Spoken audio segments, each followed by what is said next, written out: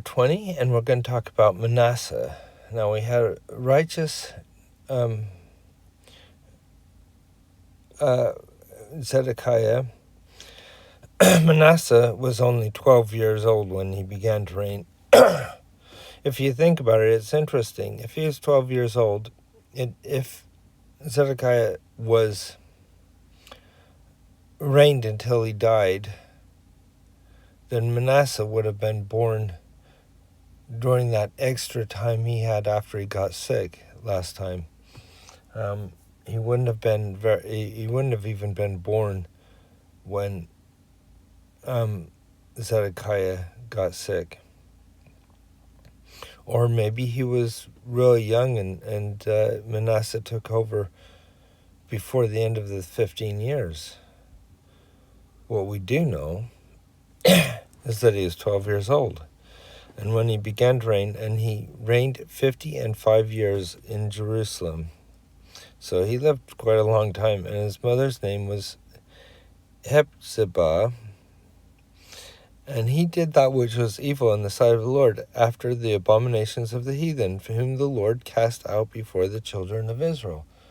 He didn't follow what his father asked him or did.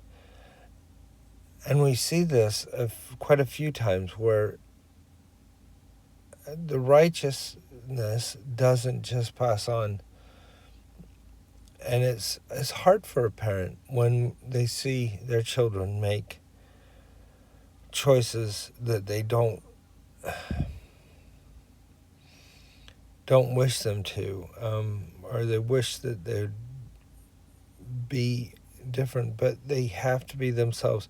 And this Manasseh turns totally against his father, whom the Lord cast out before the children of Israel. So they're doing the abominations of the things of the people that were cast out anyway. And they kept doing that, remember, through history. And now it just feels more personal when it's Zedekiah's son.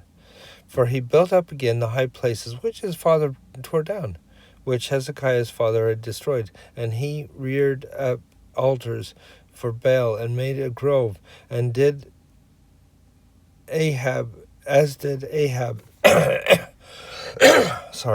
king of Israel, and worshipped all the hosts of heaven, and served them. And he built altars in the house of the Lord, of which the Lord said, in Jerusalem I will put my name. He's putting pagan worship altars in the temple. That's pretty bad. And it's just reminding us the temple was built there so that he could put his name there, and yet he's building altars. He built altars for the host of heaven in the two courts of the house of the Lord. And when they say host of heaven, he's talking about all of the different Balaam, all the different gods there were. Basically trying to cover all of his tracks, it sounds like. If we have altars for everybody, then surely one is right, and that will be great. Well, he had the right one in the first place. And he made his son pass through the fire, and observed times, and used enchantments, and dealt with familiar spirits and wizards. He wrought much wickedness in the sight of the Lord, and provoked him to anger. Yeah, he certainly did. All those things are horrible things, especially the sacrifice of his own son. And he set graven image of the grove that he had made in the house, of which the Lord said to David and to Solomon his son, in this house and in Jerusalem, which I have chosen out of all the tribes of Israel, will I put my name forever. So he is totally going pagan on this, and remember, so often we just have this thought, oh, you do you, and this is what happens when that is the main thing, rather than you do what the Lord wants you to do. Neither will I make the feet of Israel move any more out of the land which I gave their fathers, only if they will observe to do according to all that I have commanded them, according to the law of my servant Moses, that my servant Moses commanded them. So he makes it clear, they make it clear here, that's what needs to be done. But they hearken not, and Manasseh seduced them to do more evil than did the nations whom the Lord destroyed before the children of Israel. So he's doing more than those that they took out of the land. They're being more unrighteous. And notice what it says, he seduced the people. In other words, he introduced these things and said, you're going to worship the way that I want you to worship, and it's not going to be the Lord. And the Lord spake unto his servants the prophets, saying, because Manasseh king of Judah hath done... I don't know who the prophets are,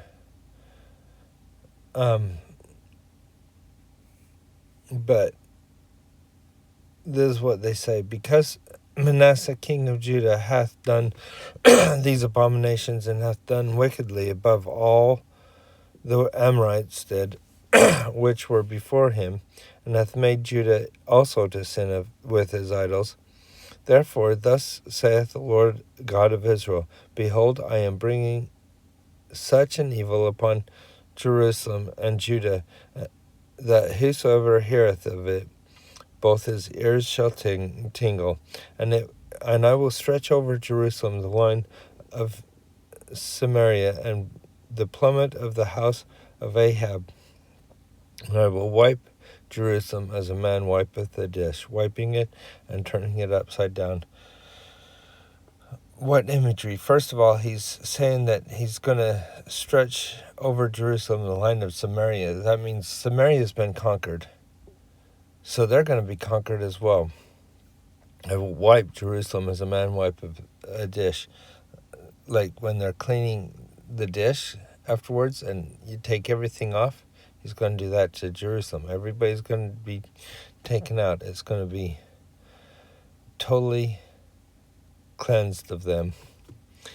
And I will forsake the remnant of my inheritance, and deliver them into the hand of their enemies, and they shall become a prey and a spoil to all their enemies. It just sounds so... I mean, we had wonderful Hezekiah, and there's been a lot of righteous kings in Jerusalem that we haven't really covered very much, but if you look back and look at them, most of the kings have reigned in righteousness, even though they allowed some part of the people to still worship in the high places and things like that. Hezekiah finally is the one that takes down those high places and takes down all those things. And then his son, one generation away, decides to build them all up again. Because so he's not doing it in a bubble. He's not like, oh, I didn't know any better. He knows better. His father lived in such a way that it was obvious who he was following. Because they have done that which is evil in my sight, and have provoked me to anger, since the day of their fathers came out of Egypt, even unto this day. He's saying it's been a long time. The Lord is. He's saying this isn't just because of Manasseh. It's because they will not listen. They have not listened for hundreds of years. And I've been patient. I've led them. I've tried to do everything I could for them up to this point. Moreover, Manasseh shed innocent blood, very much, till he had filled Jerusalem from end to end, and end to another, beside his sin wherewith he made Judah to sin, doing that which was evil in the sight of the Lord. So, two things. He shed innocent blood. There's human sacrifice going on here. Not just his son, it sounds like. It sounds like a lot. And he made Judah to sin. Not just himself. It's not just him and the people were separate. Now the rest of the acts of Manasseh, and all that he did, and his sin that he sinned, are not written in the book. Are they not written in the book of the Chronicles of the Kings? And yes, you'll find more information in Chronicles. And Manasseh slept with his fathers, and was buried in the garden of his own house, in the garden of Uzzah. And Amon his son reigned in his stead. And Amon was 22 years old when he began to reign, and he reigned 2 years in Jerusalem. And his mother's name was Meshuthameth, the daughter of Haruz of Jotbah. And he did that which is evil in the sight of the Lord, as his father Manasseh did. And he walked in all the way of that his father walked, and served the idols that his father served, and worshipped them. And he forsook the Lord of his fathers, and walked not in the way of the Lord. And the servants of Amon conspired against him, and slew the king in his own house. So he didn't really last very long. And the people of the land slew them that conspired against the king of Ammon. And the people of the land made Josiah his son king in his stead. Now the rest of the acts of Ammon which he did, are they not written in the book of the Chronicles of the King? Again, pointing out that there is more to the story. And he was buried in the sepulchre in the garden of Uzzah, and Josiah his son reigned in his stead. And so now we just had 2 kings that were really unrighteous. How does Josiah